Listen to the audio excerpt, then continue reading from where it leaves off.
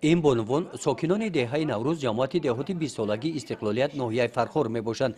توسط کورس کوتاه مدت این گونه هنرهای مردمی را از خود نمودند. آن هنرهایی که در پیشبرد و مستحکمی حیات عائله‌داری از خود نمودن آن برای دختران مهم شماریده میشوند. اندیشه دارد متخصصان این سوزنی ها و محصولات های غذایی از آرد گندمی پخته شده محصول کارهای هنرآموزان هستند. راهبر کورس هنرآموزی در این دهه صاحب کارزن محلی مولانبی طاهرова است. همین یک 20 دختر 10 دختره که یک 20 زنگ رو همین دوزندگی پزندگی نشون دادیم. شکر استقلالیت شکر دولت هم میکنیم که همین زنای ما را این همین دستگیری کردن. ما همین دختر کورا همه هنرها را نشون دادیم. پزندگی دوزندگی. نمایندگان رئیسر کار با زنان و عائله مقامات اجرایی حاکمیت دولتی ولایت ختلان بعد شناسایی با کارهای دستی بانوان در این دهه نتیجه فعالیت کورس‌های هنرمندی را خوب ارزیابی کردند.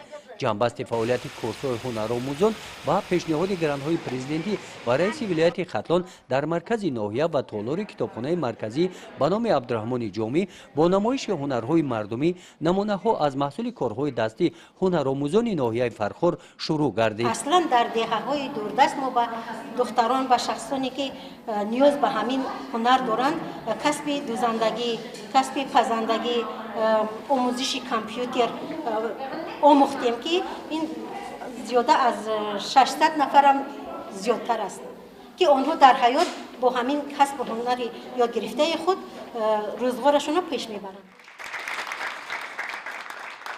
در این همایش با اشتراک رهبران کورس‌ها، بانوان هنرمند، نمایندگان مقامات اجرایی حاکمیت دولتی ولایت ختلان و ناحیه فرخار دیگر اشتراکچیان از غمخوری‌های حکومت کشور در سمت دستگیری زنان و بانوان اظهار مینتداری بیان کردند.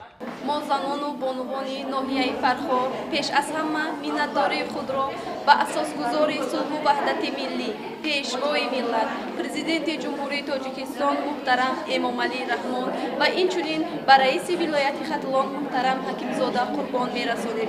بهر زنان و بانوان ناحیه فرخار گرانت‌های پرزیدنت جمهوری تاجیکستان رئیس ولایت ختلان تأسیس داده شد. وقتی که گرانت ما دستگیری یافت ما بیشتر به شفافیت فعالیت کمیسیون گرانتی رئیس ولایت باوریمون زیاد شد.